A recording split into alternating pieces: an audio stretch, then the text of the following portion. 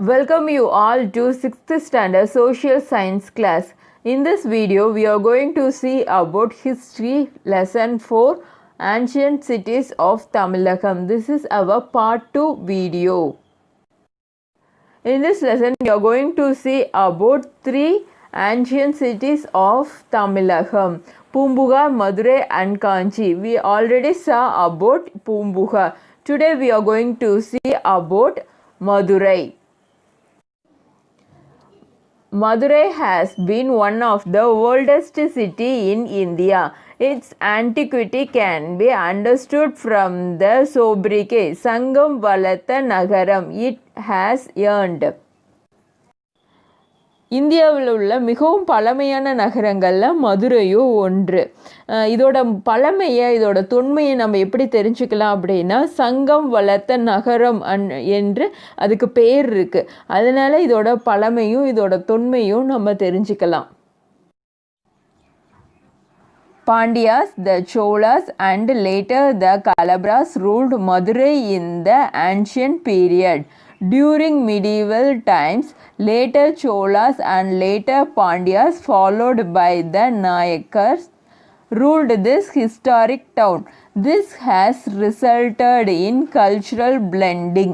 Trade flourished and evidence for this has been unearthed in archaeological excavation done in Keeladi near Madurai. அதாவது மதுரையை யாரெல்லாம் rule பண்ணாங்க அப்படின்னா Pandyas rule பண்ணியிருக்காங்க, Cholas rule பண்ணியிருக்காங்க, லேட்டர் கலப்ராஸ் ரூல் பண்ணியிருக்காங்க.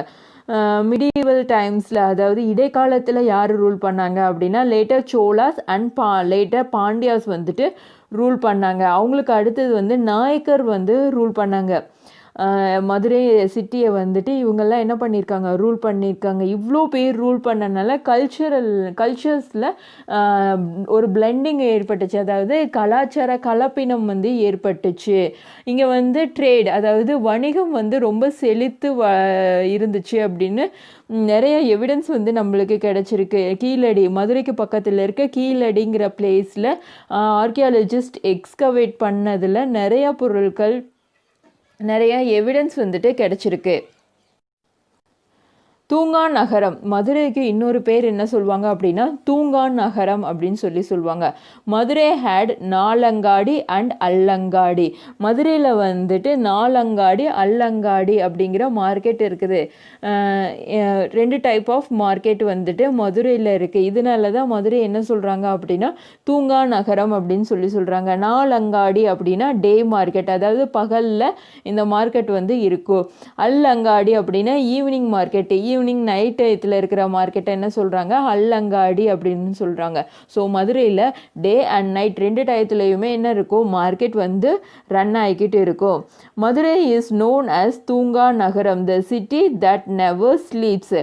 ஏன் அப்படின்னா 2 டயத்துலையும் என்ன பண்ணுறாங்க, டே டயத்துலேயும் மார்க்கெட் இருக்குது, நைட் டயத்துலேயும் மார்க்கெட் இருக்குது. ஸோ மார்க்கெட் எப்போவுமே பீப்புள்ஸ் இருப்பாங்க. ஸோ இதை என்ன சொல்கிறாங்க அப்படின்னா தூங்கா நகரம் அப்படின்னு சொல்கிறாங்க, த city that never sleeps. Madurai was a safe place where women purchased things from அல்லங்காடி without any fear. அதாவது விமனுக்கு ரொம்ப சேஃபான பிளேஸ் அப்படின்னு சொல்லிட்டு மதுரையை சொல்லலாம். ஏன் அப்படின்னா நைட் டயத்தில் அல்லங்காடி அப்படின்னா ஈவினிங் மார்க்கெட் தானே. இந்த ஈவினிங் மார்க்கெட்டில் கூட தனியாக போய் என்ன பண்ணலாம், அவங்களுக்கு தேவையான பொருட்கள் வாங்கலாம் தனியாகவே, எந்த பயமும் இல்லாமல். ஸோ மதுரை ஒரு சேஃபான பிளேஸ் அப்படின்னு சொல்கிறாங்க. மதுரையோட அனதர் நேம் தூங்கா நகரம். Madurai is proudly associated with Tamil Sangam, which worked for the promotion of Tamil language. 49 poets were associated with the last Sangam. Ahil, fragrant wood was brought from Port Tondi to Madurai. King Solomon of ancient Israel imported pearls from Uvari near the Pandian port Korkai. அதாவது சங்கம் அமைத்து தமிழை வளர்த்த பெருமை மதுரை நகரத்துக்கு உண்டு. கடைச்சங்கம், முதல் சங்கம், இடைச்சங்கம், கடைச்சங்கம் அப்படின்னு சொல்லிட்டு 3 சங்கம் இருக்கும். அதில் கடைச்சங்க காலத்தில் தமிழை வளர்க்கறதுக்கு, தமிழுக்கு பணி செய்கிறதுக்காகவே 49 பொயட்ஸ் இருந்தாங்க. 49 poets, அதாவது 49 புலவர்கள் வந்து இருந்தாங்க. தொண்டி அப்படிங்கிறது ஒரு போர்ட், அதாவது ஒரு துறைமுகம். இந்த துறைமுகத்தில் இருந்து அகில், ஃப்ராக்ரண்ட் வுட், அதாவது சந்தன மரக்கட்டை, இதெல்லாம் என்ன பண்ணாங்க அப்படின்னா மதுரைக்கு கொண்டு வந்தாங்க. அது மட்டும் இல்லாமல் பண்டைய இஸ்ரேலோட அரசராக வந்து சோலமோன் அவங்க இருந்தப்ப அவங்க வந்து உவரிங்கிற பிளேஸ், அந்த பிளேஸ் எங்கே இருக்குது அப்படின்னா பாண்டியன் போர்ட் கொர்க்கை. இந்த கொர்க்கைங்கிற பிளேஸ்க்கு பக்கத்தில் இருக்கிற உவரி அப்படிங்கிற பிளேஸ்லேருந்து முத்துக்களை வந்து இறக்குமதி செஞ்சுருக்காரு அந்த கிங் சோலமன்ங்கிறவர், Israel king Solomon. A mint of Roman coin was present at Madurai. The coin of other countries were also minted at Madurai, which is the proof of the glories of Madurai. அதாவது Rome நாட்டோட coins வந்து என்ன பண்ணாங்க அப்படின்னா மதுரையில் அச்சடிச்சாங்க. மதுரையில் அச்சடிக்கும் தொழிற்சாலை இருந்தது. அது மட்டும் இல்லாமல் பிற நாட்டு நாணயங்களும் மதுரையில் அச்சடிக்கப்பட்டன. இதிலிருந்து மதுரையோட புகழை வந்து நம்ம தெரிஞ்சுக்கலாம். இது ஒரு எவிடன்ஸாக இருக்குது. The frame of Madurai is attested by the account of the Greek historian Megasthenes. Chandragupta's minister make a mention of Madurai in his book Arthasastra. கிரேக்கர்களின் மிகவும் புகழ்பெற்ற வரலாற்று ஆசிரியர் வந்து மெகஸ்தனிஸ். அவரோட குறிப்புகளில் மதுரையை பற்றியான தகவல்கள் நிறையா இருக்குது. அது மட்டும் இல்லாமல்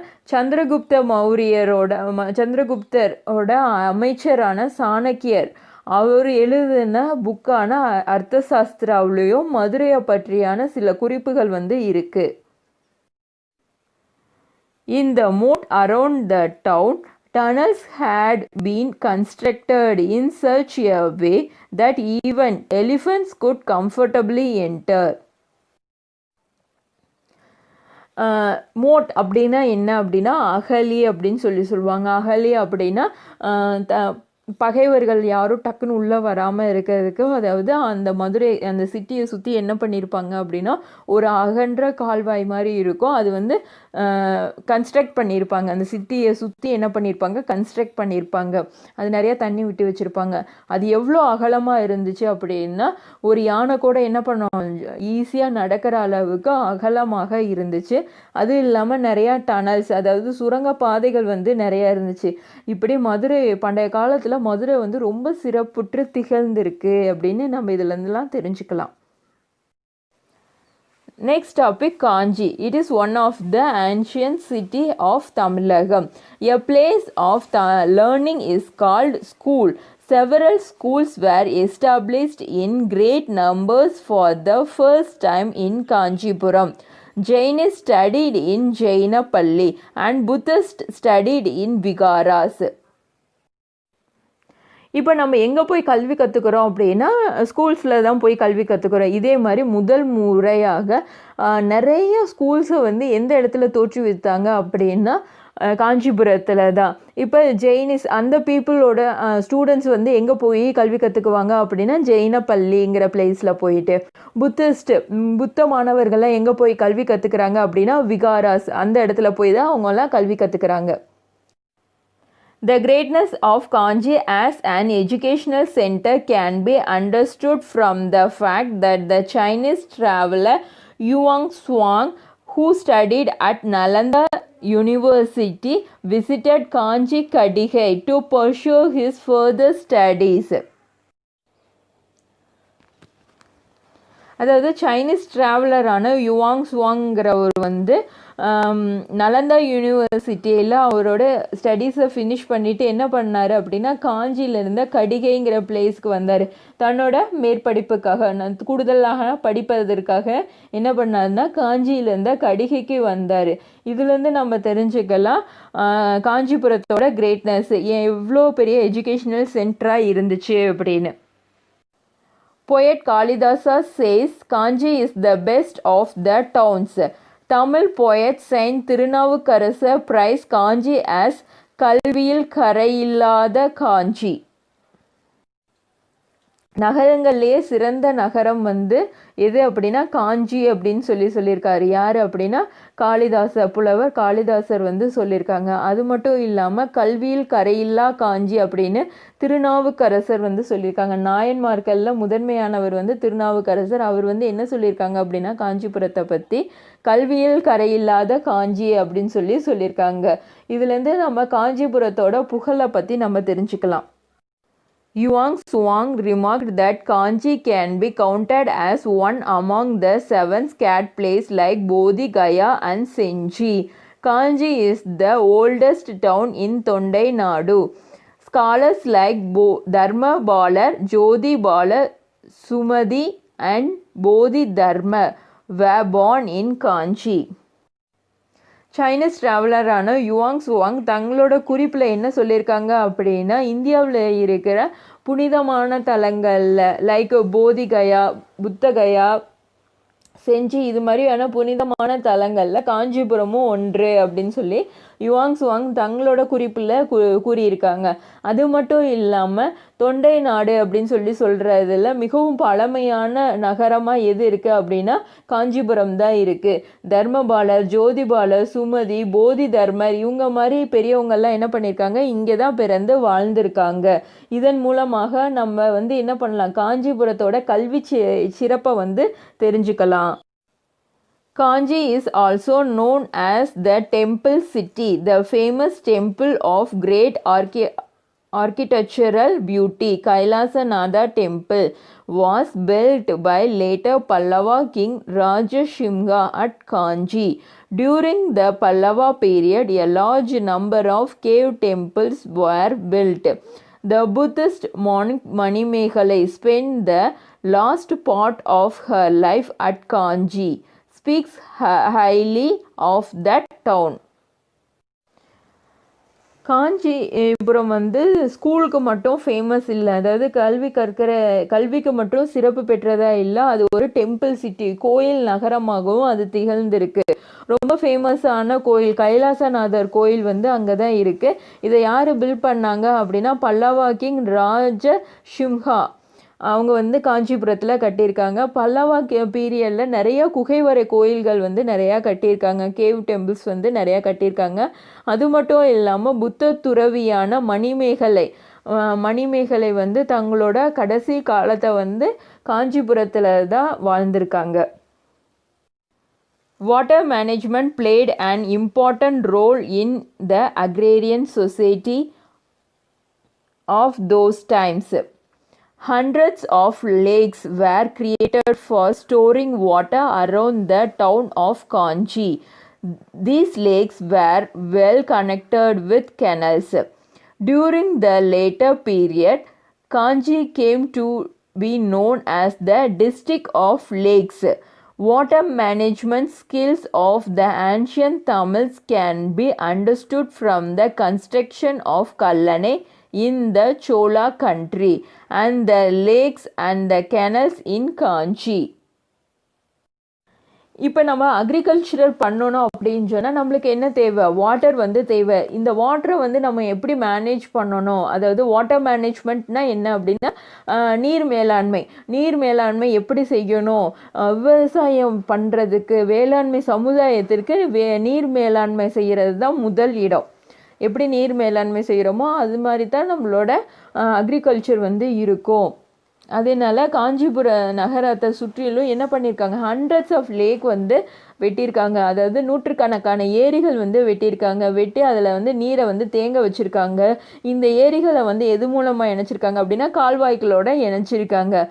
இதனால் என்ன சொல்கிறாங்க அப்படின்னா டிஸ்ட்ரிக்ட் ஆஃப் லேக் அப்படின்னு காஞ்சிபுரத்தை சொல்கிறாங்க. அதாவது ஏரிகளின் மாவட்டம் அப்படின்னு சொல்லிட்டு காஞ்சிபுரத்தை அழைக்கிறாங்க.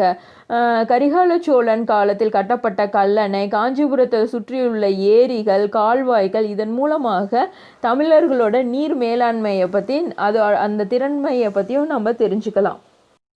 Apart from Pumbugar, Madurai and Kanchi, there were other towns too in ancient Tamilagam. Korkai, Vanchi, Tondi, Urayur, Musuri, Karuvur, Mamallapuram, Thanjai, Thagattur and Koil are some of them. By conducting archaeological research, more information can be gathered about this place. நம்ம வந்து இந்த லெசனில் Poompuhar, Madurai and காஞ்சி இந்த மூணு டவுன்ஸை பற்றி தான் பார்த்தோம். இது மட்டும் இல்லாமல் நிறையா டவுன்ஸ் வந்துட்டு ஆன்ஷியன் தமிழகத்தில் இருந்துச்சு. எது அப்படின்னா கொர்க்கை, வஞ்சி, தொண்டி, உறையூர், முசிறி, கரூர், மாமல்லபுரம், தஞ்சை, தகட்டூர் அண்ட் காயல்ங்கிற மாதிரி நிறையா பிளேசஸ் வந்து இருந்துச்சு. இந்த பிளேஸ்லையெல்லாம் நம்ம ஆர்கியாலஜிக்கல் ரிசர்ச், அதாவது அகழ்வாராய்ச்சி செஞ்சால் நம்மளுக்கு இந்த பிளேஸை பற்றி நிறைய இன்ஃபர்மேஷன்ஸ் வந்து கேதர் பண்ண முடியும். ஓகேவா? Poompuhar was a port. பூம்புகாரை வந்து நம்ம என்ன சொல்வோம் அப்படின்னா போர்ட், அதாவது துறைமுகம் அப்படின்னு சொல்லுவோம். Madurai was a trading town. அதாவது மதுரை என்ன சொல்கிறோம் அப்படின்னா ட்ரேடிங் டவுன் அப்படின்னு சொல்கிறோம். வணிக நகரம் அப்படின்னு சொல்கிறோம். காஞ்சி வாஸ் அ எஜுகேஷ்னல் சென்டர். காஞ்சிபுரத்தை என்ன சொல்கிறோம்? எஜுகேஷ்னல் சென்டர், அதாவது கல்வி நகரமாக வந்து இருந்துச்சு. Tamil saying represent the uniqueness of each ancient Tamil kingdom. Cholanadu, அதாவது சோழநாடை என்ன சொல்லுவாங்க அப்படின்னா சோறுடையது அப்படின்னு சொல்லுவாங்க. ஏன் அப்படின்னா அங்கே வந்து அதிக அளவு நெல் வந்து விளைவிப்பாங்க. பாண்டிய நாடு முத்துடையது, அதாவது அதிக அளவு அங்கே வந்து முத்துக்கள் வந்து கிடைக்கும். சேர நாடு வேலமுடையது அப்படின்னா அங்கே அதிக அளவில் யானைகள் வந்து இருக்கும், அதனால அதை என்ன சொல்லுவாங்க? வேலமுடையது அப்படின்னு சொல்லுவாங்க.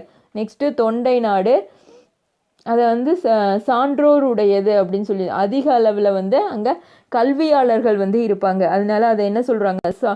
சான்றோர் உடையது அப்படின்னு சொல்கிறாங்க. Okay, look at the next box. Chera Nadu அப்படின்னு கொடுத்து நிறைய டிஸ்ட்ரிக்ஸ் எல்லாம் கொடுத்துருக்காங்க.